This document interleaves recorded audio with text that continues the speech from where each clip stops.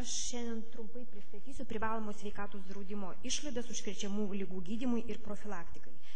Rengiant pranešimą buvo naudoti informacinės veiklos duomenys, kurie gaunami iš gydytojų pildomų 025 ir 026 formos, taip kad jūsų tas nemylimas darbas taip jau nėra toks ir bevertis, tikrai mes turim daug labai gaunam informacijos ir manau ne tik mano, bet ir daugelio pranešėjų medžiaga buvo naudojama būtent iš šitų statistinių formų.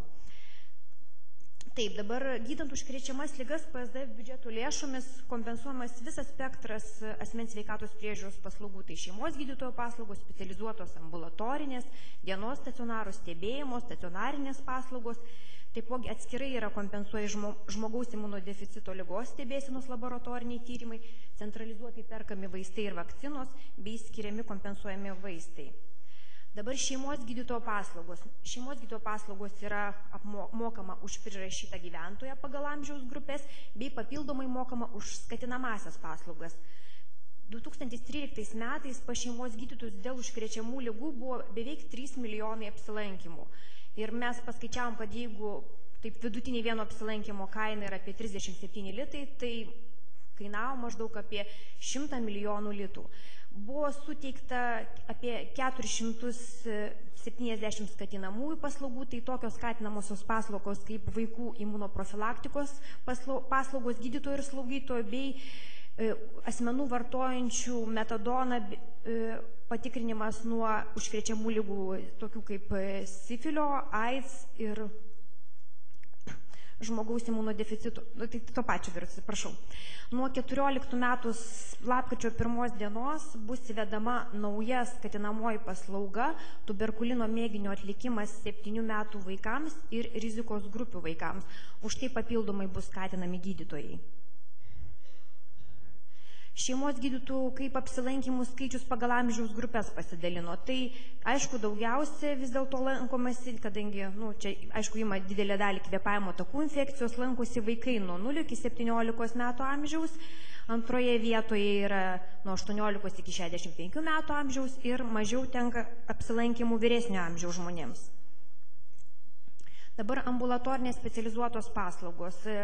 Tai čia to paimant paprastai, taip didžioji dalis yra gydytojų specialistų konsultacijos. Tai tokių konsultacijų 13 metais buvo apie 370 000. Dienos stacionaro paslaugų buvo apie 3 000, stebėjimo paslaugų apie 12 000. Lėšos irgi atitinkamai ambulatorinėms specializuotoms paslaugoms apie 17 milijonų, dienos stacionaro žymiai mažiau, bet ir paslaugų mažiau ir stebėjimo paslaugoms apie 2 milijonai.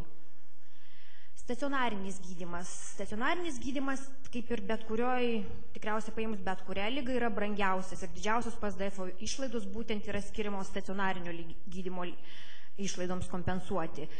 Asmenų dėl užkrečiamų infekcinių ligų 13 metais stacionare buvo gydyta apie 70 000, o gydymo atveju tokių buvo apie 92 000. Pirmoji vietoje yra gripas ir kitos ūminės kvėpavimo takų infekcijos, tiek asmenų, tiek atvejų skaičiumi. Antra vieta žarnyno infekcinės ligos. Taip pat nemažai atvejų yra dėl tuberkuliozės. Lėšos skiriamos šių ligų gydymui. Tai čia lėšomis irgi pirmauja gripas ir kitos ūminės kvėpavimo takų infekcijos, o pinigais, nors tuberkuliozės yra ne tiek daug atvejų, bet išlaidos tam yra tikrai nemažos, apie 32 milijonai. Kai kurias ligas aš tiesiog paanalizavau plačiau. Žarnyno, pavyzdžiui, infekcinės ligos. Asmenų skaičiumi didžioji dalis yra vaikai nuo 0 iki 17 metų ir atvejų skaičiumi, tai atitinkamai ir lėšų tam šių vaikų gydymui apie 15 milijonų per 13 metus buvo stacionare skirta jų išlaidom kompensuoti. Tuberkuliozė. Tuberkuliozė čia pirmoje vietoje atvejų ir asmenų skaičiumi ir lėšomis skaičiumis yra patenka grupė nuo 18 iki 65 metų. Visai kitaip įsidėsto lėšos ir asmenys, kai gydoma dėl gripo ir ūminių kvėpavimo takų infekcijų. Nors asmenų skaičiumi ir atvejų skaičiumi čia ima daug vaikų, bet lėšomis, kaip minėjo profesorius Čeplinskas, kad vyresnio amžiaus žmonių gydymas yra žymiai brangesnis dėl jų gretutinių gausių ligų. Tai jie lėšomis beveik pasivyja vaikus, 37 milijonai vaikam ir 35 milijonai skiriami vyresnio amžiaus žmonių gydymui, nors jų yra tik 6 000, o vaikų buvo apie 27 000 gydomi stacionare dėl gripo ir kvėpavimo takų infekcijų. PSDF biudžeto išlaidos kompensuojamiem antiinfekciniam vaistams.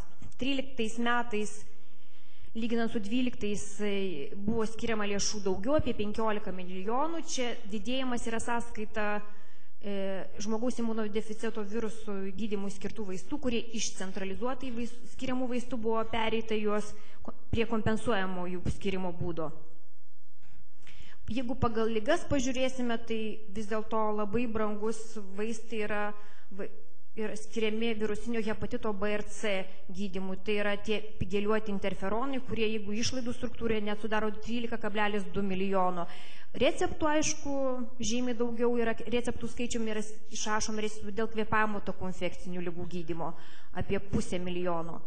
O išlaidų tam kompensuoti yra apie 7 milijonai. Centralizuotai, ką mes perkam, kokius vaistus ir vakcinas, tai dar yra perkami antivirusiniai vaistai.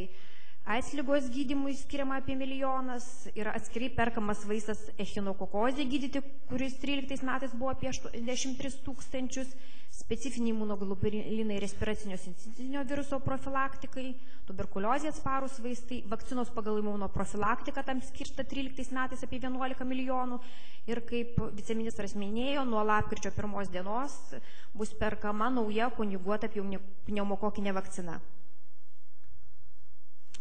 Ir dabar kaip visą tai bendrai, taigi 13 metais užkrečiamų ligų gydymui ir profilaktikai PSDF biudžeto lėšos buvo skirta apie 347 milijonus litų. Ir išlaidų struktūroje, aišku, pirma, didžioji lėšų dalis tenka stacionariniam gydymui, kuris yra labai brangus. Antroji vietoje būtų apsilankymai pas šeimos gydytojus, trečioji vietoje kompensuojami vaistai. Tai taip trumpai būtų, kokios buvo išlaidos PSDF biudžetui. Ačiū uždėmesi.